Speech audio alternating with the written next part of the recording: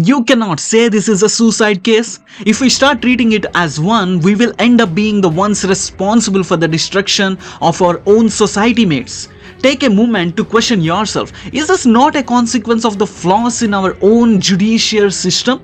I firmly believe with 100% conviction that this is exactly what is happening right now. The injustice happening to men is being ignored, and those who try to speak up about it are being silenced. And you can understand this is exactly what happened in Atul's matter. One individual, he decided to make his voice heard, a voice that this society must listen to. This individual is a well-educated professional, deeply aware of the technological, political and legal systems of our very own country, guys. He is a 28-year-old man, full of his life and potential, and despite his clarity and education, no one in this nation listened to his cries for the justice. This deep pain and frustration obviously led him to make a permanent decision, and that is ending his own life to bring attention to the injustice he and many other men are facing today. He wanted to ensure that no one else, neither his family nor others in the similar situation, had to suffer the way he did. And that is Athul Shubash. Today's episode is gonna be about Atul Subhash. Welcome to the channel So What Mate. Let's get into the topic. Today we are going to discuss this heartbreaking story of Mr. Athul Shubash. He is a Bangalore-based IT employee working in the AI division. Like everyone else, he worked hard to make his parents proud while excelling academically and professionally. His life was very simple, happy and fulfilling, and he shared his dreams with parents, brothers, and he's enjoying the time. Then, exact moment, a woman entered his life as his wife. From the very day of their marriage, their relationship brought turmoil into his life. The wife claimed, "Your family, your mother, father, brother, and everyone means nothing to me."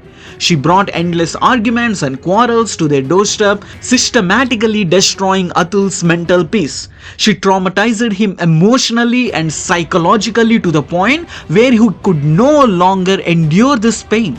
When Atul decided he could not handle this situation anymore, the topic of divorce came up, and what followed was a barrage of false cases and relentless harassments on this guy.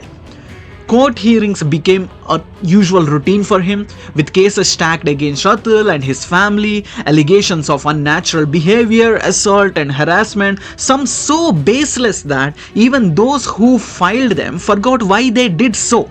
They were thrown at him. And their demands to Atul started small but escalated.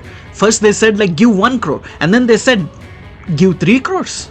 Atul, who earned a monthly salary of 84,000 rupees, found 40,000 of it deducted under the guise of financial obligations, mate. His ex-wife demanded 2 lakhs a month to support children, despite having her very own job, and she showed no remorse or understanding to his situation. When Atul pleaded in court saying, "Your Honor, these demands are beyond my capacity," the judge didn't empathize. Instead, Atul's wife standing boldly and told him, "If you can't meet the demands, just die, who cares?" The judge didn't reprimand her for her words. Instead, the court turned into a mockery of justice. The judge laughed and said, "Pay me 5 lakhs. Maybe I'll settle the case. Otherwise, you and your family can keep circling the courts forever, mate." Atul's letter and videos revealed the unbearable pain he endured. His trust in the system was totally shattered. His last words reflected the depth of his despair. "I thought if I die, at least my family can live peacefully. Without me, there'll be no more money left to take." This was the thought process of a man driven to the brink. Atul's story is not unique. How many more families must break before we wake up as a society? How many more lives must be lost before we realize the gravity of the situation? According to NCRP reports, the majority of the suicides related to the marital issues are by men. When injustice happens and loopholes in the law are exploited to target and destroy someone's life, be it financial, emotional or psychological, those responsible must face consequences. Shouldn't they be punished? Isn't this what justice demands?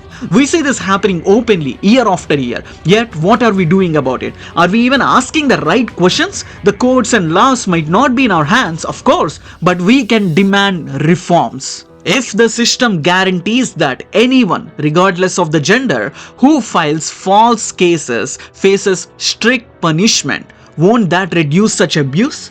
Every man facing false accusations is left to fight alone, mates. From childhood, boys grow up in an environment where they are targeted for punishments and scolded more than their counterparts. They grow up bearing the weight of their family expectations, forgetting to live for themselves. And when they face challenges like this, where is the time or energy left to fight back?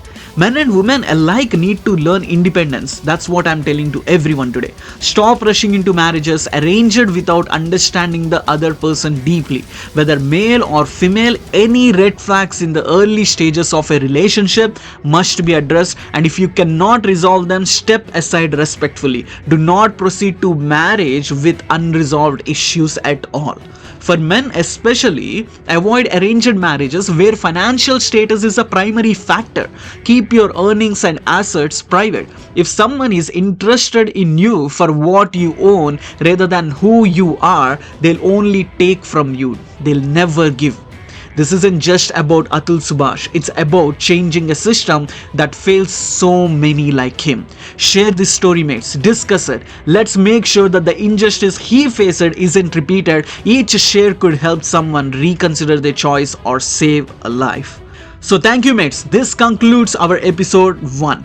Stay tuned for more thought-provoking topics. Until next time, take care, question everything, and strive for a better tomorrow and better India. Jai Hind.